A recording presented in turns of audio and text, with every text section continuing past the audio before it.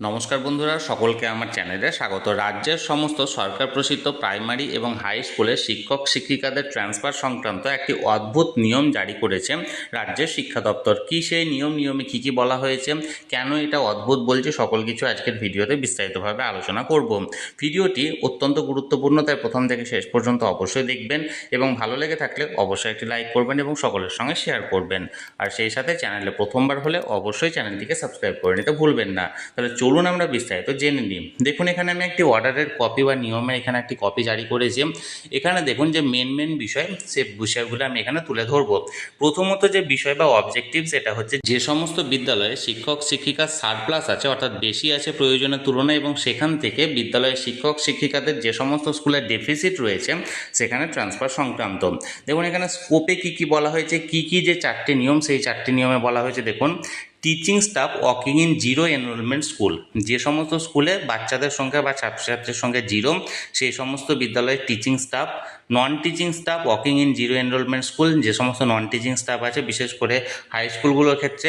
Surplus teacher identified in school where stuffing exceed the prescribe norm of RTE act 2009 নিয়ম অনুযায়ী, RTE act নিয়ম অনুযায়ী যে সমস্ত স্কুলে আইডেন্টিফাই করা হবে যে সেখানে স্টাফগুলো এক্সেস আছে অর্থাৎ সারপ্লাস আছে, minimum required staff pattern in secondary school, এবং সেকেন্ডারি স্কুলে মিনিমাম রিকোয়ার্ড স্টাফের যে প্যাটার্নটা সেটা এখানে ঠিকঠাক রাখার জন্য।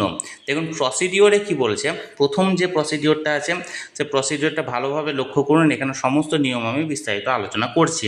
নাম্বার 1 দেখুন, identification of school with zero enrolment having teaching and non teaching staff, অর্থাৎ প্রথমত আগে সেই সমস্ত স্কুলগুলোকে আইডেন্টিফাই করতে হবে যে সমস্ত স্কুলে বর্তমানে ছাত্রছাত্রীর সংখ্যা জিরো, অর্থাৎ কোনো এনরোলমেন্ট নাই। নাম্বার 2 দেখুন, identification of teaching and non teaching staff in those zero enrolment school, যে সেই সমস্ত স্কুলে যেখানে জিরো এনরোলমেন্ট আছে অর্থাৎ কোনো ছাত্রছাত্রী নেই, সেখানে কোন কোন টিচার বা নন টিচিং স্টাফ আছে সেগুলোকে আইডেন্টিফাই করতে হবে। নাম্বার 3 দেখুন, identification of school with surplus teacher, কোন কোন স্কুলে অতিরিক্ত শিক্ষক আছে প্রয়োজনের তুলনায়, অর্থাৎ পিটিআরের যে নিয়ম সেই নিয়মের বাইরে অতিরিক্ত শিক্ষক আছে সেগুলোকে আইডেন্টিফাই করতে হবে। নাম্বার 4 দেখুন, আইডেন্টিফিকেশন অফ সারপ্লাস টিচার, এবং সেই টিচারদের অর্থাৎ কারা কারা সারপ্লাস টিচার আছে সেই টিচারদেরকে আইডেন্টিফাই করতে হবে। 5 নম্বরে দেখুন, identification of school with high PTR, যে সমস্ত স্কুলে পিটিআর হাই অর্থাৎ টিচার সংখ্যা ডেফিসিট আছে, অর্থাৎ ধরুন হয়তো 60 জনে একটা টিচার আছে বা 55 জনে একটা টিচার আছে, তাহলে সেগুলো হচ্ছে হাই পিটিআর সংক্রান্ত স্কুল, সেগুলোকে আইডেন্টিফাই করতে হবে। এবং নাম্বার 6 দেখুন, দ্য ডিস্ট্রিক্ট অথরিটি অর্থাৎ DI for secondary school and DPSC for primary schools have published a list of school having teacher shortage, indicating school name, district, block, circle, number and category of teacher required including subject in case of secondary or HS school। বলছে high স্কুলদের ক্ষেত্রে DI এর তরফ থেকে একটা list publish করা হবে এবং primary স্কুলের ক্ষেত্রে ডিপিএসসি তরফ থেকে একটা লিস্ট পাবলিশ করা হবে, যেখানে সেই সমস্ত হাই পিটিআর অর্থাৎ যেখানে মানে শিক্ষকের সংখ্যা কম আছে সেই জায়গার স্কুলের নাম্বার করা হবে এবং তার ডিস্ট্রিক্ট, ব্লক এবং সার্কেল এই কথাটা উল্লেখ করা হবে, এবং সেখানে কতজন টিচার লাগবে সেই নাম্বার সংখ্যাটাও এখানে উল্লেখ করা হবে। এবার 7 নম্বরে ভালো করে দেখুন, এখানে বলছে identification of staff for transfer, কোন কোন শিক্ষকদের ট্রান্সফার করা হবে অ্যাজ এ সারপ্লাস সেটা আইডেন্টিফাই করার কি পদ্ধতি দেখুন। নাম্বার এতে দেখুন, all teaching and non teaching staff posted in zero enrolment school shall be consider for transfer, যে সমস্ত বিদ্যালয়ে আগেই বললাম জিরো এনরোলমেন্ট আছে সেখানকার সমস্ত শিক্ষক এবং সমস্ত নন টিচিং স্টাফকে ট্রান্সফার করা হবে।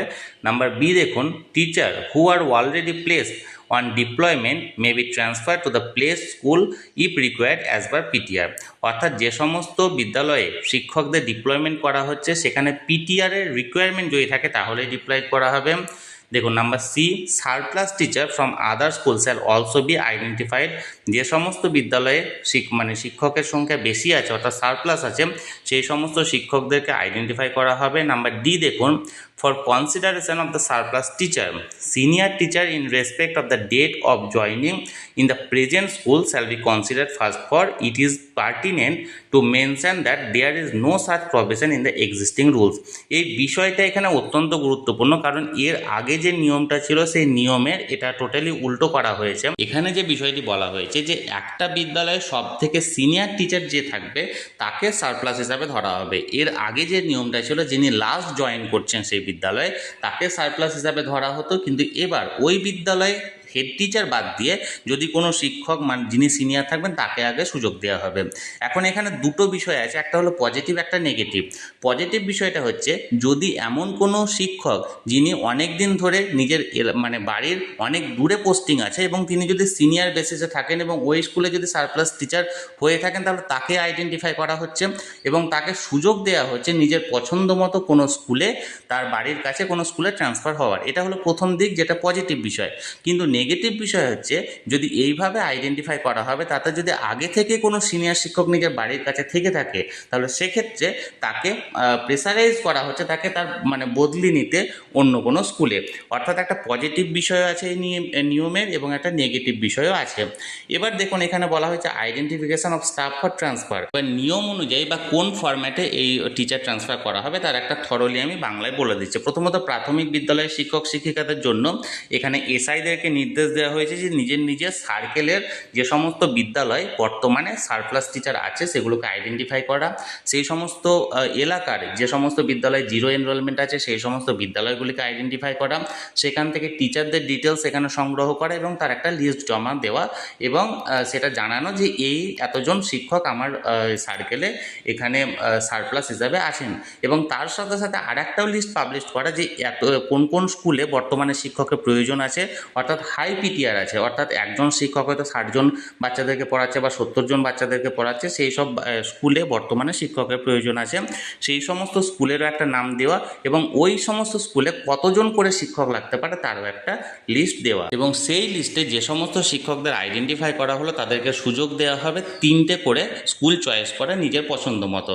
অর্থাৎ তিনি নিজের পছন্দ মতো 3টে স্কুলের আবেদন করতে পারেন এবং 3টের মধ্যে থেকে যে কোনো একটা স্কুল তাকে দেওয়া হতে পারে। যদি এমন দেখা যায় যে 3টে স্কুলই এনগেজ হয়ে গেছে তাকে দেওয়া হচ্ছে না তাহলে সেক্ষেত্রে তাকে অন্য কোনো একটা স্কুলে এখানে ট্রান্সফার করা হবে এবং সেটা ডিস্ট্রিক্টের মধ্যে হবে। তবে এটা কি সার্কেল ওয়াইজ হবে কি হবে না সেই বিষয়ে এখনও ক্ল্যারিফিকেশান নেই। এটা হলো প্রাথমিক বিদ্যালয়ের ক্ষেত্রে। এবার হাই স্কুলের ক্ষেত্রে কি হলো, সাবজেক্ট ওয়াইজ একটা এখানে লিস্ট তৈরি করা হবে যে একই সাবজেক্টে কতজন করে শিক্ষক আছে সেই বিদ্যালয়ে এবং যদি একাধিক থাকে প্রয়োজনের তুলনায় তাহলে সেক্ষেত্রে এখানে একটা লিস্ট বার করা হবে সারপ্লাস টিচারদের এবং কোন বিদ্যালয়ে তার ঘাটতি আছে সেই সাবজেক্টের টিচারের তারও একটা লিস্ট জারি করা হবে এবং সেটা ওয়েস্ট বেঙ্গল সেন্ট্রালাইজড হিসাবে এবং সেই অনুযায়ী সেই বিদ্যালয়ের শিক্ষককেও সুযোগ দেওয়া হবে 3টে পছন্দ মতো স্কুলে যাওয়ার। এবার যদি ওই 3টেতে তিনি না পান সেই সাবজেক্টের হিসাবে তাহলে তাকেও একটা অন্য কোনো একটা স্কুলে এখানে ট্রান্সফার করা হবে।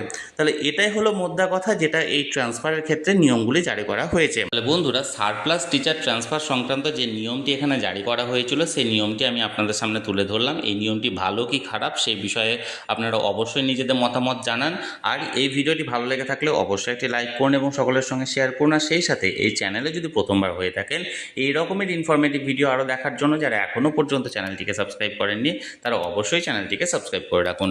ধন্যবাদ, দেখা হচ্ছে পরের ভিডিওতে।